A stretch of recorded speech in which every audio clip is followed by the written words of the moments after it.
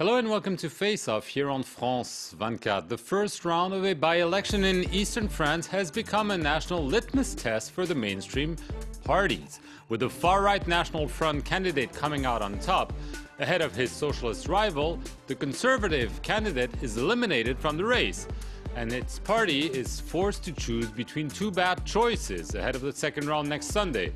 Either back the socialist candidate in the name of a, quote, Republican front against the extreme right, or let voters simply decide. The party is divided, with its two top leaders, former President Nicolas Sarkozy and ex-Prime Minister Alain Juppé, taking radically different paths. With me on the set to discuss the dilemma of the mainstream parties with the National Front, Philip Turl from Radio France Internationale and Stefan de Vries with RTL 4, the Dutch TV station. So in the region of Doubs last Sunday, the winner was clearly the National Front, yet again, and it is causing a major headache for its rivals. Could Sophie Montel become the third National Front Member of Parliament? She finished ahead of all the other candidates with 32% of the vote in the first round of a by-election in the Doubs region. Here in the eastern part of France, the far right believes it will soon take over from the left. There's something positive happening in this constituency and in the whole country. I'm sure you've seen the polls saying our leader Marine Le Pen would finish first in the first round of the presidential election with over 30%. So there is something happening in this country. The far-right candidate will be facing Socialist Party's Frédéric Barbier after the centre-right UMP's candidate failed to make it to the second round. The former ruling party is out of the race and divided on what to do next. Some moderates have openly called to vote socialist, while others have adopted what has been labelled a neither-nor strategy, in other words, refusing to help the socialists beat the far right. This means playing in the hands of extremists, according to the left.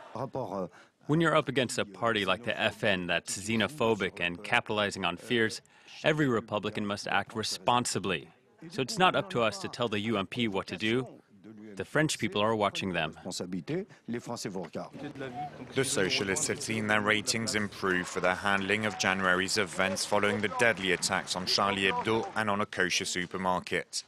But to win in this by-election runoff, the ruling party will need help from the centre-right and a strong mobilization from left-wing voters. Stefan de Vries, before we get to the decision the Conservative Party has to make, let's keep the focus on the National Front. Yet again, a strong performance in a by-election, a local election. This proves that the National Front is definitely now a strong party, whatever the election is.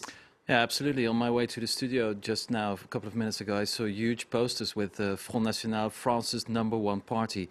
And of course, they're playing on the fact that they became the biggest party during the European elections of last summer. And this is clearly their mindset. And they think they're on a winning spree, and that's how they act accordingly. And this is another example. It's a very small constituency, but it's also very symbolic because the constituency was being held by Pierre Moscovici, who now became a European commissioner, a former socialist minister of economy here in France, who, he's being seen as the representation of old-fashioned politics. Clearly the Front National is playing with that, and very successfully. Philip Turl, it remains to be seen whether the candidate will be able to garner enough votes for the second round. But that being said, now it's become commonplace in France for the National Front to score a fourth to a third of the votes. What we've seen over the last few years, I would say over the last 10 years maybe, is an evolution in the way the National Front is appealing to voters in this country. In the old days, under Jean-Marie Le Pen, the historic founder of the party, who's still the overall president of honour of the National Front, it was based on really racist rhetoric, on anti-Semitic remarks, on anti-immigration talk. It's moved now to be a party that's not against general immigration in France without now against Islam, and that is where they seem to have found some support with this growing fear of Islam, especially after the Charlie Hebdo attacks that we saw in Paris last month.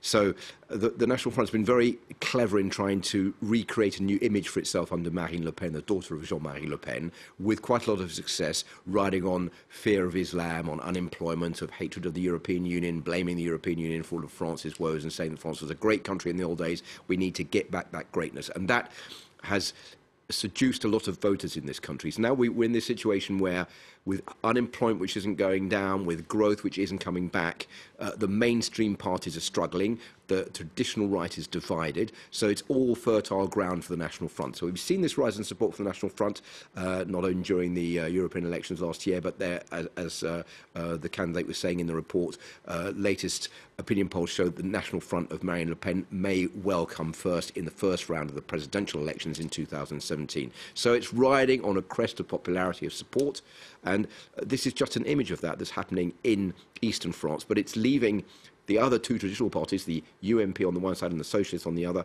in a situation of disarray about what to do about it. Yes, so precisely in this case, the Conservative Party is facing this dilemma.